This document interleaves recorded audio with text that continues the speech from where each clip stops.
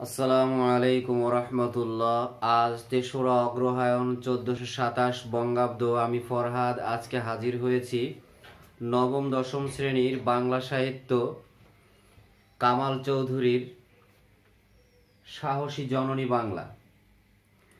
তো কামাল চৌধুরী জন্মগ্রহণ করেন ১৯৫৭ সালে আর এখনো জীবিত আছেন। এই একই সালে জন্মগ্রহণ করেন আর একজন আছেন পল মেরটন। আর বাঙালি কবি এই সনে জন্ম নেওয়া আমার জানা মতে আর নেই। তো পাঠে চলে যাচ্ছি। কামাল চৌধুরীর সাহসী জননী বাংলা এই কবিতাটি নেওয়া হয়েছে তার ধূলি ও সাগর দৃশ্য কাব্যগ্রন্থ থেকে। ধূলি ও সাগর দৃশ্য। আর উনি জন্মগ্রহণ করেন কুমিল্লা জেলার ১৪গ্রাম উপজেলার বিজয়করা গ্রামে। কুমিল্লা সবাই চিনি, ১৪গ্রামও নাম শুনছি, কিন্তু পরীক্ষার সময় মনে থাকে না। যাক, মনে রাখতে হবে। কবিতায় চলে যাচ্ছি। তোদের অসুর নৃত্য। কাদের অসুর নৃত্য? পশ্চিম পাকিস্তানিদের অসুর নৃত্য, অর্থাৎ পাকিস্তানিদের। তাহলে অসুর নৃত্যটা কি? অসুর নৃত্য এর শাব্দিক অর্থ হলো দানবের নৃত্য, দানবদের নৃত্য। কিন্তু হিন্দু পুরাণ মতে অসুর হলো দেবতাদের শত্রু। দেবতারা যেরকম খারাপ, মানে দেবতার শত্রুরা যেরকম খারাপ কাজ করার পরে আনন্দ উল্লাস করত, পাকিস্তানিরাও তেমনি যখন আমাদের উপরে অনেক অত্যাচার করত তখন তারা কি করত? ঠা ঠা হাসি, মানে জোরে জোরে হাসতো, আনন্দ উল্লাস করত। ওই দেবতাদের শত্রু অসুরদের মতো ফিরিয়ে দিয়েছি। কিন্তু আমরা বাঙালিরা সেটা সময় সাপেক্ষে ফিরিয়ে দিয়েছি। তোদের রক্তাক্ত হাত মুচড়ে দিয়েছি ৯ মাসে। কাদের রক্তাক্ত হাত? পাকিস্তানিরা আমাদের হত্যা করার পরে তাদের হাত রক্তে রঞ্জিত হয়েছে, লাল হয়েছে। আমরা সেই হাত কি করছি? মুচড়ে দিয়েছি। মুচড়ে বলতে হলো মোচড়ানো। মুচড়ে দিয়েছি ৯ মাসে। অর্থাৎ আমরা স্বাধীনতা অর্জন করতে বাংলাদেশের ৯ মাস সময় লেগেছিল, ৮ মাস ২১ দিন। চিরকবিতার দেশ। চিরকবিতার দেশ আমাদের এই সবুজ শ্যামল বাংলাদেশের এই ভূখণ্ডকে বলা হয় চিরকবিতার দেশ। ভেবেছিলে অস্ত্রে মাত হবে, মানে পশ্চিম পাকিস্তানিরা চিন্তা করছিল যে আমাদের বাঙালিদেরকে অস্ত্র শস্ত্র দিয়া, তারা তো আমাদের থেকে এমনিতেই উন্নত ছিল অস্ত্রশস্ত্রে, একেবারে শেষ করে দিবে আর তারা অস্ত্রে মাত করবে। কিন্তু আসলে তা সম্ভব হয়নি। বাঙালি অনার্য জাতি, এখানে আমাদের হেয় প্রতিপন্ন করতো যেভাবে পাকিস্তানিরা গালি দিত, সেটা বলছে কবি। ওরা মনে করছে বাঙালি অনার্য জাতি, খর্বদেহ, ভাত খায় ভীতু। অনার্য জানার আগে আর্য জানা উচিত। আর্য হলো মধ্য এশিয়া থেকে ভারতে আগত প্রাচীন জাতি। তাহলে অনার্য যারা এখানে আগে থেকেই থাকতো ভারতবর্ষে, আর বাইরে থেকে যারা আসছে মধ্য এশিয়া থেকে, ওরা হলো আর্য। তাহলে অনার্য জাতি খর্বদেহ। খর্বদেহ বলতে বোঝায় খাটো, ছোট। ভাত খায়। ভাত খেলে শারীরিকভাবে তারা একটু দুর্বল থাকে। বাঙালিদের প্রধান খাদ্য ভাত। যারা ভাত খায় তারা শারীরিকভাবে তেমন বৃদ্ধি হয় না আর শারীরিকভাবে একটু দুর্বল থাকে, এই জন্য ওরা আমাদের হেয় করছে। ভাত খায়। ভীতু। ভীতু যারা ভয় পায়, অন্যের সাথে লড়াই করতে পারে না। তাহলে ওরা মনে করতো যে বাঙালি তো পাকিস্তানিদের সাথে, উর্দু ভাষাভাষীদের সাথে যুদ্ধ করতে পারবে না, ওরা ভীতু। কিন্তু কি ঘটলো শেষে? তোরা যা ভাবছিলি তার তো কিছুই হয় নাই। কিন্তু কি ঘটলো? কে দেখালো মহাপ্রতিরোধ? আমরা তাদের অস্ত্র শস্ত্রের সজ্জিত হয়ে আসা সবকিছুই কি প্রতিরোধ করে দিয়েছি। অ আ ক খ বর্ণমালা পথে পথে তেপান্তরে ঘুরে। তেপান্তর শব্দের অর্থ হলো জনহীন বিশাল মাঠ। অ আ ক খ, এই অ আ ক খ এটা হলো আমাদের ১৯৫২ সালের ভাষা আন্দোলনের কথা কবি উল্লেখ করছেন। বর্ণমালা পথে পথে, অর্থাৎ আমরা ভাষার জন্যে লড়াই করেছি, রাস্তায় নেমেছি, রক্ত দিয়েছি, জীবন দিয়েছি। তেপান্তরে ঘুরে ঘুরে, জনহীন প্রান্তরে মাঠে ঘুরে ঘুরে ঘুরে। উদ্বাস্তু আশ্রয়হীন। উদ্বাস্তু বলতে বোঝায় বসত ভিটা থেকে বিতাড়িত। তাহলে আমাদের বসত বিটা থেকে বিতাড়িত করেছিস, আমরা ঘুরেছি এথায় ওথায়। পোড়া গ্রাম, আমাদের গ্রামের পর গ্রাম জ্বালিয়ে দিয়েছিস, ঘরবাড়ি পুড়িয়ে দিয়েছিস। মাতৃ অপমান, মাতৃ অপমানে আমাদের মা বোনদের অত্যাচার করেছিস, তাদের মেরেছিস, তাদের সম্ভ্রম লুট করেছিস। কিন্তু কার রক্ত ছুঁয়ে শেষে হয়ে গেল ঘৃণার কার্তুজ। তোরা আমাদের রক্ত নিয়েছিস, রক্ত চোষার দল, রক্ত চুষেছিস, আমাদের অত্যাচার করেছিস, কিন্তু শেষ পর্যন্ত ঘৃণার কার্তুজ। ঘৃণার কার্তুজ হলো বন্দুকের টোটা। ঘৃণার কার্তুজ এখানে কবি প্রকাশ করছেন যে বাংলাদেশ কিন্তু তারপরেও বিস্ফোরণমুখ হয়ে ওদেরকে সেই অত্যাচার ফিরিয়ে দিয়েছে। সাহসী জননী বাংলা, বুকে চাপা মৃতের আগুন। এখানে আমরা মুক্তিযোদ্ধারা জীবন দিয়েছি, আমরা মা বোনদের সম্ভ্রম দিয়েছি, আমরা রক্ত দিয়েছি, আমরা আমাদের সব কিছু, আমাদের গ্রাম দিয়েছি, আমাদের ঘর দিয়েছি। বুকে সেই কষ্ট আমাদের চাপা হয়ে আছে।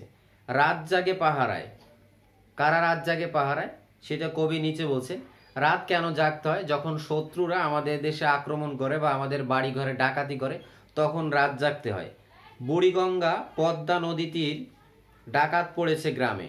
এখানে এই কবিতায় দুটি নদীর নাম উল্লেখ করা হয়েছে, একটা হলো বুড়িগঙ্গা আর একটা হলো পদ্মা। আর চারটা গালি দিয়েছে বাঙালিদের: অনার্য জাতি, খর্বদেহ, ভাত খায় ভীতু। এগুলি খেয়াল রাখতে হয়। বুড়িগঙ্গা পদ্মা নদীতে ডাকাত পড়েছে গ্রামে। গ্রামে যখন ডাকাত পড়ে তখন গ্রামের লোকেরা গ্রাম রক্ষা করার জন্য, বাড়িঘর রক্ষা করার জন্য, মা বোনদের সম্ভ্রম রক্ষা করার জন্য তারা পাহারা দেয়। মধ্যরাতে হানাদার আসে। ঠিক ওই রকমভাবেই ওরা ঝাঁপিয়ে পড়েছিল আমাদের উপরে রাতে।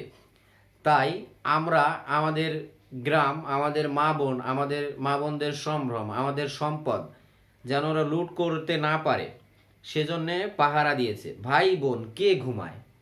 ভাই বোন কেউ ঘুমায় না, সবাইকেই নিজের মাতৃভূমিকে রক্ষার জন্য জেগে আছে। জাগে নীলকমলেরা জাগে। এখানে নীলকমলের শাব্দিক অর্থ হলো নীল পদ্ম। আসলে মুক্তিযোদ্ধাদেরকে নীলকমলের সাথে তুলনা করা হয়েছে। নীলকমলেরা মুক্তিযোদ্ধারা।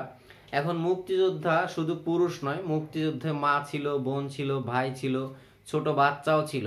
অর্থাৎ যুদ্ধের সময় যারা কিছু দিয়ে সাহায্য করেছে তারাই কিন্তু মুক্তিযোদ্ধা। গ্রেনেড উঠেছে হাতে। গ্রেনেড শব্দটা ইংরেজি শব্দ, GRENAD, গ্রেনেড। এটা হলো হাতে ছোড়া যায় এমন বোমা, হাতে নিয়ে নিক্ষেপ করা যায়। কবিতার হাতে রাইফেল।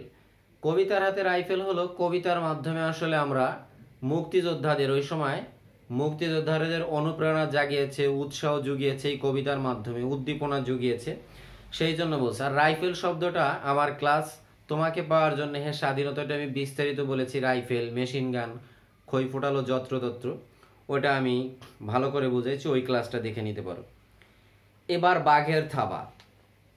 বাঘের থাবা বলতে আমাদের দেশে বাঙালিদের মানে রয়্যাল বেঙ্গল টাইগার পাওয়া যায়, বিশ্বের আর কোনো দেশে এই বড় বাঘগুলি পাওয়া যায় না, সেইটার জন্য উপমা দেওয়ার জন্য বলছেন এবার বাঘের থাবা। আর বাঘ স্বরূপ কারা? বাঙালিরা। ভোজ হবে আজ প্রতিশোধে, যার সঙ্গে যেরকম। আমরা বাঙালিরা যখন প্রতিশোধ নেই, প্রতিশোধ ভোজ করি, তখন যে যেরকম আচরণ করেছে আমরা তার সাথে সেরকম করে ওইটা ফিরিয়ে দিই, প্রতিশোধ নেই। যার সঙ্গে যেরকম সেরকম খেলবে বাঙালি, খেলেছি। সেরকম যেরকম অত্যাচার করেছি সেরকম অত্যাচার ফিরিয়ে দিয়েছি। মেরেছি সুখে, মানে তোরা যেরকম মেরে মেরে আমাদের অত্যাচার করেছিস, সুখ পেয়েছিস, আমরাও ঠিক সেরকম করেই সুখ পেয়েছি, মেরেছি তোদের, কান কেটে দিয়েছি তোদের। ওরা মূলত চিন্তা করিতেছিল বাঙালি তো ভীতু, ভাত খায়, অনার্য জাতি, খর্বদেহ, এরা আমাদের সাথে পারবে না। কিন্তু শেষ পর্যন্ত কি হলো? নির্লজ্জের মতো তোরা আত্মসমর্পণ করে তোদের দেশে ফিরে গেলি।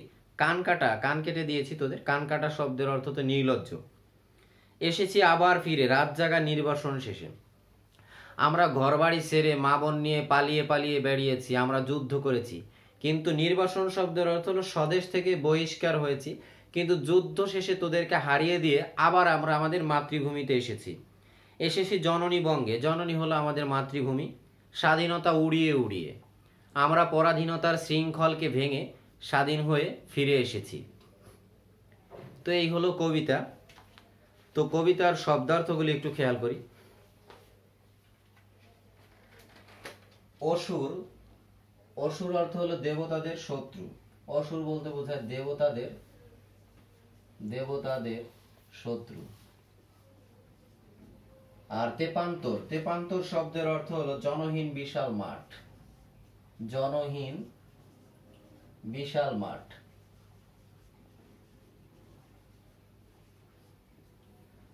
কার্তুজ, কার্তুজ অর্থ হলো বন্দুকের টোটা।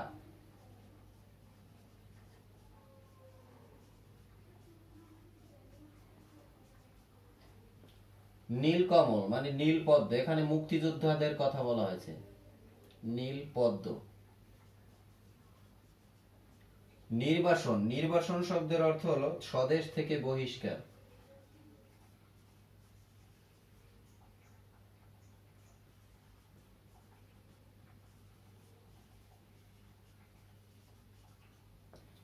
খর্ব, খর্ব শব্দের অর্থ হলো খাটো মানে ছোট, বেটে।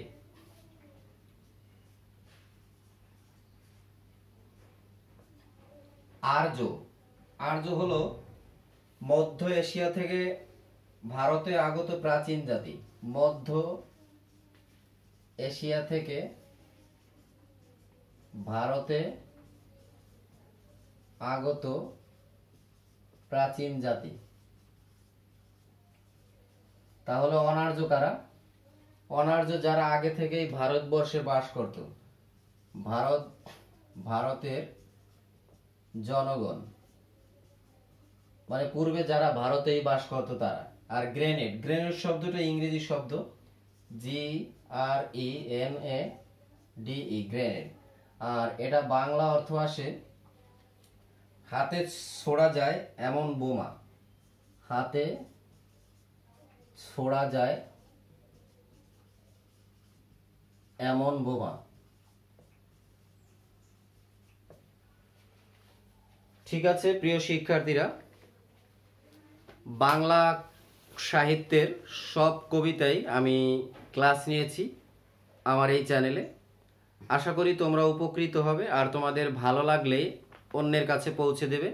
আজকে এ পর্যন্ত, অন্য কোনো দিন অন্য কোনো গল্প অথবা প্রবন্ধ নিয়ে হাজির হব।